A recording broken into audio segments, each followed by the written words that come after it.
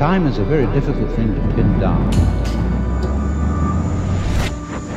We think of time as a one-way motion from the past through the present and on into the future. In other words, we seem to be driven along.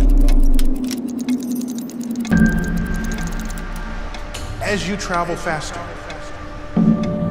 or if you find yourself in the vicinity of a higher source of gravity, time ticks more slowly for you than it does for other people who are not.